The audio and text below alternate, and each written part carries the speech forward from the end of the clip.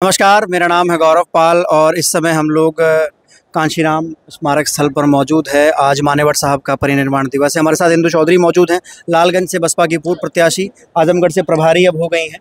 तो इंदु जी, क्या कहना चाहेंगी? आज मानेवर साहब का परिनिर्वाण दिवस है, आप लोग यहाँ पर पहुँचे हैं, उसके बारे में आप क्या कहेंगे?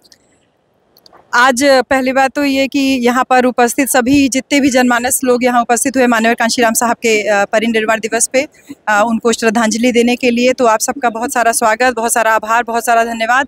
यही कहूँगी कि मान्यवर तेरी नेक कमाई तूने सोती कौम जब आई, वो सोती कौम आज वास्तव में दिख रही है यहाँ पे इस भीड़ के रूप में, जो यहाँ पर सुबह से एकदम मेला जैसा माहौल जो लगा हुआ है। ये कहीं ना कहीं साहब की जो चेतना थी, सामाजिक, राजनीतिक, हर प्रकार की जो चेतना साहब ने समाज में दी, उस चेतना का प्रचार प्रसार करने के लिए आज भी इतने लोग कटिबद्ध हैं, ये संदेश दे रहे हैं लोग यहाँ पर आकर के। और निश्चित रूप से आने वाले जो विधानसभा चुनाव हैं और उपचुनाव में बेहतर परिणाम हमको देखने को मिलेंगे। आपने कहा राजनीतिक और सामाजिक चेतना, उसके मानेवर साहब ने बामसेफ बनाया, DS4, उसके बाद बहुजन समाज पार्टी बनाई, 4 बार सत्ता में, लेकिन 10-12 साल से सत्ता में नहीं, सत्ता से बाहर है। अभी लोकसभा चुनाव का जो नतीजा आया वो सबने देखा। कल हरियाणा का नतीजा आया, उम्मीद लग रही थी वहाँ से कुछ आएगा, लेकिन वहाँ पर भी उस तरीके से प्रदर्शन नहीं रहा। तो क्या अब जो ग्राफ जो गिर रहा है उसको लेकर आप क्या कहना चाहेंगे? यही कहना चाहूँगी कि शहर में तेरी जीत से ज़्यादा चर्चे हमारी हार के हैं। तो शासन सत्ता में हम अभी 12 साल से नहीं हैं, उसके कुछ समय पहले तक थे। उसके पहले से तो दलित समाज का, कभी बहुजन समाज का बल्कि कोई प्रतिनिधित्व था ही नहीं। तो हम सत्ता के भूखे नहीं हैं। हमारा जो सामाजिक संघर्ष है, जो सामाजिक परिवर्तन की लड़ाई है, ये लगातार जारी है। और इसी सामाजिक परिवर्तन की लड़ाई से खौफ खा करके जहां भी बहन कुमारी मायावती जी गठबंधन करके पहुंच रही हैं राजनीतिक सत्ता हासिल करने के लिए, वहां पे पूरी ताकत झोंक रहे हैं। जिस प्रकार से सो कॉल्ड बड़ी बड़ी पार्टियां, उससे ये साफ जाहिर हो रहा है कि सामाजिक परिवर्तन की लड़ाई में हम सफल हैं। और इस लड़ाई से डर है उस व्यवस्था को जिसके खिलाफ ये बिल्कुल फूका गया था मान्यवर कांशीराम साहब की जो है निर्देशन में, और आज तक ये क्रम लगातार जारी है। 12 साल शासन सत्ता को हुए, कोई बात नहीं, हमारा प्रयास जारी है, सामाजिक परिवर्तन की लड़ाई जारी है। उत्तर प्रदेश में जो आगामी विधानसभा चुनाव होंगे और अभी जो हम लोगों के उपचुनाव होंगे, इसमें आप देखिएगा निश्चित रूप से बेहतर परिणाम मिलेंगे, क्योंकि जनता त्रस्त है, परेशान है। विकल्प के रूप में केवल और केवल बहन कुमारी मायावती जी को ही देख रही है, क्योंकि हमने लोकसभा चुनाव लड़ा और अभी भी हम क्षेत्र में सक्रिय हैं चुनाव हारने के बाद। तो ये सब साफ साफ पता चल रहा है कि बहन जी गलती हो गई, समझ नहीं पाए। अगर समझे होते तो कभी बहन जी का साथ नहीं छोड़े होते। अभी हाल ही में एक फैसला आया, सुप्रीम कोर्ट का फैसला आरक्षण में वर्गीकरण का, उस पर सब चुप रहे जी। बसपा ने उस पर अपना राजनीतिक हित ना देखते हुए, नफा नुकसान ना देखते हुए मुखरता से बात कही। 24 के चुनाव में जिस तरीके से जो बहुजन समाज का वोट, खासकर दलित समाज का वोट कांग्रेस को गया, कल वो हरियाणा में जाता हुआ नहीं दिखाई दिया। तो आप क्या कहना चाहेंगे कि जो अब दलित वोटर है, जो कहीं ना कहीं कांग्रेस की ओर चला गया था, वो वापस आ रहा है? दलित वोट कांग्रेस की तरफ चला गया था, दलित वोट कहीं नहीं जा रहा है।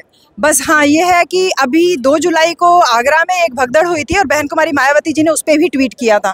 तो न केवल आरक्षण में वर्गीकरण के मुद्दे पे, बल्कि जो एक सो कॉल्ड भोले बाबा जी का सत्संग था जिसमें भगदड़ हुई थी, काफ़ी लोग उसमें हताहत हुए थे, उस पर भी जो बहन जी का स्टेटमेंट आया था, उससे ये साफ जाहिर हो रहा है कि बहन जी सामाजिक परिवर्तन की जो लड़ाई है उसकी एकमात्र ऐसी पुरोधा है जो कि बगैर किसी नफ़े नुकसान के सामाजिक जागरूकता के लिए लगातार प्रयास कर रही हैं। उनके बैक टू बैक जो ट्वीट आ रहे हैं वो संदेश दे रहे हैं कि आपको अंधविश्वास पाखंड से दूर रहना ही है, क्योंकि इनकी आड़ में कहीं ना कहीं राजनीतिक रोटियां सेकी जा रही हैं, राजनीतिक सत्ता को जो है डिस्टर्ब किया जा रहा है। इसलिए बहन जी का जो ट्वीट है वो निश्चित रूप से समाज को भी ये संदेश दे रहा है कि ऐसे बाबा लोग, यही काम हम देख रहे हैं कि हरियाणा के चुनाव में भी हुआ, एन मौके पर कुछ बाबा लोगों को पैरोल पर रिहा कर दिया गया।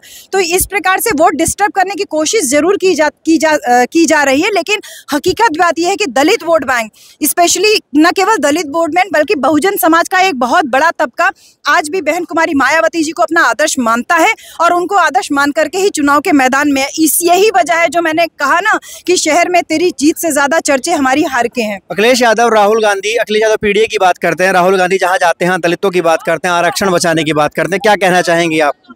ये तो कहते हैं ना, old wine in a new bottle.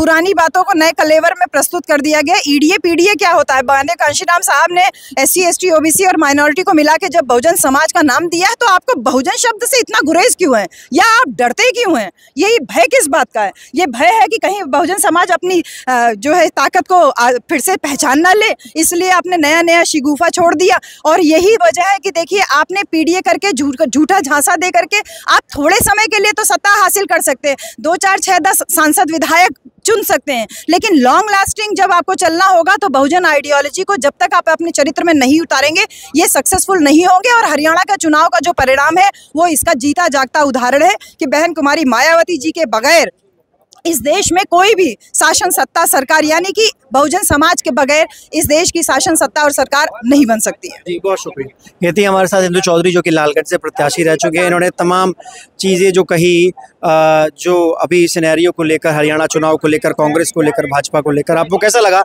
हमें लिखकर जरूर बताइएगा। वीडियो में बने रहिएगा और वीडियो को लाइक शेयर एंड सब्सक्राइब कीजिएगा, चैनल के साथ बने रहिएगा। फिर मिलेंगे दूसरे वीडियो।